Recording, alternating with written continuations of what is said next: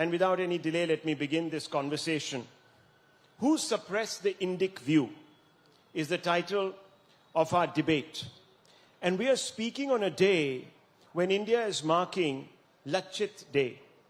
Lachit Borphukan stalled the advance of the Mughal invasion, so to speak, into the east. Some people might chafe at my use of the word invasion.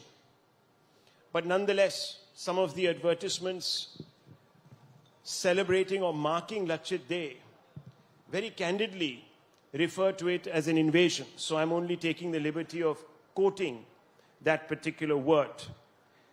But why haven't we heard about Lachit Borphukan? I'm sure if I were to do a quick head count here, a straw poll, a lot of people won't even know who we are talking about. Am I right? I can't hear you. Am I right? Yes, is the overwhelming response. In fact, many would say that no one here would be surprised because large swaths of our culture, history, have been virtually overlooked, if not blacked out. Why?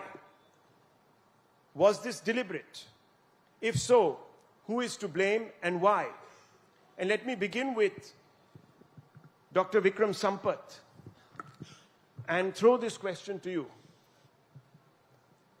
Thank you, Rahul. A very good evening to all of you, all my esteemed co-panelists. It's a great honor and pleasure to share space with all of you. I think it's very appropriate, Rahul, that you brought up right at the start, Lachit Borphukan and the Lachit Divas that is being organized. I mean, the political considerations apart, the very fact that this was that part of India which all the time resisted any kind of imperialist invasions, whether it was of the Afghans, the Mughals, whoever came in, they were never able to occupy this place beyond a couple of years. The spirit of resilience, the spirit of courage, of battle, of that military spirit ensured that Kamrupa was kept free from all this influence. But the poll that you conducted also showed that people don't know about it. So why don't they know about it? Because we were not told about it. Every student of Indian history, perhaps by rote, knows the long laundry list of battles that we lost as a nation, from the Battle of Tarain, the battles of Panipat, the Anglo-Maratha, Anglo-Sikh, Anglo-Mysore wars, you name it, Battle of Buxar, Battle of Plassey, but the Battle of Saraighat, where Lachit actually won, would not be a part of our growing up years. Forget Assam, go deep down south to Kerala. The Battle of Kolachal. Here was a time when Martanda Varma of Travancore managed to defeat the Dutch East India Company, a company which was having its global axis of power from South Africa all the way to Japan, with a large part of India under its control. And Martanda Varma dealt a death blow to the Dutch East India Company and their imperialist designs in India as well. In any other country, Battle of Kolachal or the statues of Martanda Varma would be installed in every square and commemorated. But in our country, I think this whole idea of particularly the way we look at our past and history with a sense of self-loathing, with that sense of apologia, I think that's been something that's hand down from our colonial masters, perfected after independence by what is commonly known as the Nehruvian consensus, where I think even Nehru's most sympathetic biographer, S. Gopal, had said that his assessment of the so-called minority issue was not what the majority, thought about, but what the minority feels. And so even on vexatious issues like, say, the Somnath Mandir and so on, Pandit Nehru would perhaps rather have that structure being resurrected and handed over to the ASI, but not make it a living monument. So, this whole obsession of, you have to cut away from your past, the tenuous relation that exists with your past, and then make it in such a way that it's a fossilized monument in a museum, not a living tradition.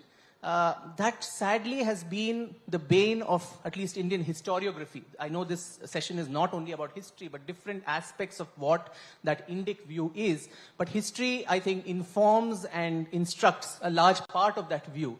But in that, narrative, especially post-independence, and ideologically tainted, narrative as well, political and ideological combination, I think we have given up these legitimate sense of pride that we need to have in our past. I must stress here that there's a very thin, slippery slope between jingoism and pride. But then every nation, and history is the tool where you can recognize yourself as a people, as a civilization, as a society. So history does have that utility of wanting to create that sense of genuine pride about your past, your ancestors, their achievements, which unfortunately in this, what will they think, what will he think, how will it affect today's society, today's politics, I think at that altar of political correctness, at the altar of political calculations and machinations, we have unfortunately made Indian history, the scapegoat, and generations therefore have grown up deracinated. We don't take pride in our own achievements. There is a spectacular disconnect with our past, and that's almost held up as a trophy, as a sense of pride.